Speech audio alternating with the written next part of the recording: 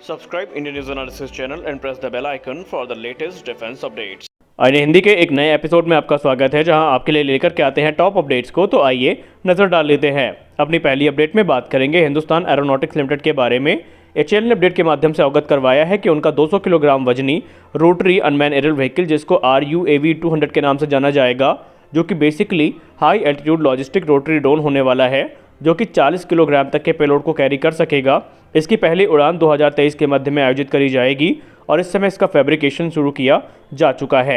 इसे basically northern areas को ध्यान में रख करके बनाया गया है, जहां पर जो हाई एल्टीट्यूड एरियाज़ है, जहां पर सप्लाई लाइन बेसिकली हेलीकॉप्टर्स के थ्रू ही होती है, वहां पर ये एक अहम भूमिका निभाएगा। और एक बार जब इसके यूज़र ट्रायल कंप्लीट हो जाएंगे तो एचएएल के द्वारा इस ड्रोन की तकरीबन 60 यूनिट्स बनाई जाएंगी और इसको basically line of actual control में डिप्लॉय किया जाएगा, ऐसा रिपोर्ट बता रही हैं। हालांकि रिपोर्ट्स ये भी क्लेम करती हैं कि आने वाले समय में इसके और भी ऑर्डर्स दिए जा सकते हैं। हमारी अगली बड़ी अपडेट एडवांस टोर्ड आर्टिलरी गन सिस्टम यानी ATAGS को लेकर के आ रही है। ATAGS ने अपने सारे मैंडेटरी ट्रायल्स को लगभग कंप्लीट कर लिया है और अब ये अनुमान लगाया जा रहा है रिपोर्ट्स में कि 2023 में तकरीबन 150 ATAGS का जो ऑर्डर है वो प्लेस किया जाएगा, जिनकी डिलीवरी वर्ष 2024 के अंत तक शुरू कर दी जाएगी। इस समय DRDO ने 2 अलग अलग गन्स का निर्माण किया है, टाटा डिफेंस और कल्याणी ग्रुप के साथ मिल करके। लेकिन दिक्कत ये है कि इनमें से दोनों गन प्रोडक्शन में नहीं जाएंगी, बल्कि इंडियन आर्मी के द्वारा किसी एक को पसंद करना पड़ेगा और जो गन इंडियन आर्मी के द्वारा सेलेक्ट करी जाएंगी वही मास प्रोडक्शन में जाएंगी और इंडियन आर्मी को सप्लाई करी जाएंगी। हालांकि अभी तक ये क्लियर नहीं है कि इंडियन आर्मी की पसंद कौन सी है और किस गन को इंडियन आर्मी चूज़ करेगी, लेकिन रिपोर्ट्स ये क्लेम कर रही हैं कि आने वाले समय में इंडियन आर्म फोर्सेस को तकरीबन 2000 गन्स की रिक्वायरमेंट पड़ सकती हैं और एक बड़ा जो ऑर्डर है वो दिया भी जा सकता है। जैसा कि हम सबको पता है कि इस समय इंडियन एयरफोर्स को जो टैंकर एयरक्राफ्ट है इनकी ज़रूरत है और इसके लिए हिंदुस्तान एरोनॉटिक्स लिमिटेड और इजराइल एरोस्पेस इंडस्ट्रीज़ के द्वारा इसी वर्ष की शुरुआत में एक मेमोरेंडम ऑफ अंडरस्टैंडिंग साइन करी गई थी, जहां पर सिविल पैसेंजर एयरक्राफ्ट को multi mission tanker transport aircraft में कन्वर्ट करने की बात की गई थी। और माना जा रहा है कि अब जो पैसेंजर जेट हैं इनको इसमें कन्वर्ट भी किया जाएगा और बोइंग 737-800 जो जेट है ये आगे चल के टैंकर एयरक्राफ्ट में कन्वर्ट किए जाएंगे, क्योंकि इसको लेकर के कहा जाता है कि इनकी जो कैपेसिटी होगी वो तकरीबन 24 टन के आसपास होगी और इसमें एक लार्ज कार्गो डोर और कार्गो हैंडलिंग सिस्टम के अलावा जो नॉन फ्लाइंग स्टाफ है या पैसेंजर हम जिनको कह सकते हैं उनके बैठने की भी व्यवस्था होगी। अगर हम इसकी कैपेसिटी की बात करें तो इसमें 12 पैलेट पोजीशंस होंगी और ये तकरीबन 3700 किलोमीटर तक की जो रेंज है उसको अचीव कर सकेगा फुली लोडेड होने पर भी। और ये अपने साथ तकरीबन 26,025 लीटर का जो एक फ्यूल है या फ्यूल लोड है उसको लेकर के उड़ने में ये सक्षम होने वाले हैं। हमारी अगली बड़ी अपडेट MQ-9B प्रेडेटर्स को लेकर के आ रही है। दोनों प्रेडेटर ड्रोन को लेकर के इस समय जनरल एटॉमिक्स ने ये कहा है कि अगर भारत 30 की संख्या में इन ड्रोन्स को ऑर्डर करता है तो वो कुछ नीच टेक्नोलॉजीज़ को भारत के साथ शेयर करेंगे, जिस पर भारत की नज़र बनी हुई है और आने वाले समय में जो मेल कैटेगरी के ड्रोन है भारत के, उनमें इन टेक्नोलॉजीज़ का इस्तेमाल भी किया जा सकेगा। उन्होंने कहा है कि ये डील तकरीबन $3 बिलियन की होगी, जो कि इंडियन आर्म फोर्सेस के लिए एक फोर्स मल्टीप्लायर का काम करेगी। दरअसल इंडिया को जिस सिस्टम पर नज़र बनी हुई है इंडिया की, उनमें बेसिकली जो सिस्टम है वो है डिटेक्ट एंड अवॉइड सिस्टम। इसके अलावा जो लिनक्स मल्टीमोड रेडार सिस्टम है इस पर भी भारत ने अपनी नज़रें बनाई हुई हैं। दरअसल लिनक्स एक मल्टीमोड रेडार है जो कि हाई परफॉर्मेंस सिस्टम की तरह काम करता है और ये हाई रेजोल्यूशन की जो पिक्चर्स हैं इनको किसी भी प्रकार की कंडीशंस में कैप्चर करने में सक्षम है, फिर चाहे क्लाउड हो, रेन हो, डस्ट हो, स्मोक हो या फॉग हो। और इसके अलावा इसमें और भी कई एडवांस जो सेंसर्स हैं वो इस्तेमाल किए गए हैं, जैसे कि इसमें एक सिंथेटिक अपर्चर रेडार भी है, ग्राउंड मूविंग टारगेट इंडिकेटर है। इसके अलावा wide maritime wide area search modes हैं जो कि इसमें शामिल किए गए हैं और भी कई ऐसे सिस्टम हैं जिस पर भारत की नज़र बनी हुई है। और जनरल एटॉमिक्स ने यह कहा है कि अगर भारत इनको सेलेक्ट करता है तो ये सारे जो टेक्नोलॉजीज़ हैं भारत को ऑफर करी जाएंगी। दोस्तों समय भारत की जो BRO है, जिसको हम बॉर्डर रोड ऑर्गेनाइजेशन के नाम से जानते हैं, ये चीन के लिए एक बहुत बड़ा सरदर्द बनी हुई है, क्योंकि BRO ने पिछले 5 वर्षों में अगर हम अरुणाचल प्रदेश की बात करें तो यहाँ पर 3097 किलोमीटर्स की जो रोड है उनको बनाया हुआ है। वहीं अगर लद्दाख की बात करें तो वहाँ पर 3140 किलोमीटर की जो रोड है वो BRO के द्वारा कंप्लीट करी गई है। और अगर हम ओवरऑल बात करें तो 5 वर्षों में BRO के द्वारा तकरीबन 257 रोड्स का निर्माण किया गया है, जो कि तकरीबन 13,500 किलोमीटर से ज़्यादा लंबी है। और ये एक बहुत बड़ा कीर्तिमान है जो कि BRO ने इस्टेब्लिश किया है और ये चीन के लिए एक बहुत बड़ा सरदर्द भी अब बन चुका है।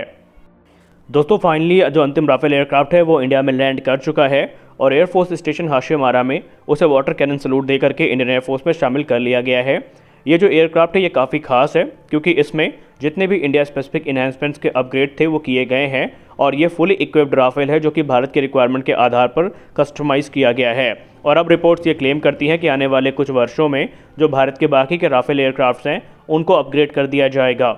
रिपोर्ट्स ये भी क्लेम करती हैं कि भारत की नज़र इस समय अपने कई इंडिजिनस वेपन और सेंसर्स को राफेल के स्ट्राइक पैकेज का हिस्सा बनाने में है और आने वाले समय में आप देखेंगे कि कई भारत की जो स्वदेशी मिसाइल्स हैं वो राफेल में इंटीग्रेट होती दिखाई पड़ेंगी।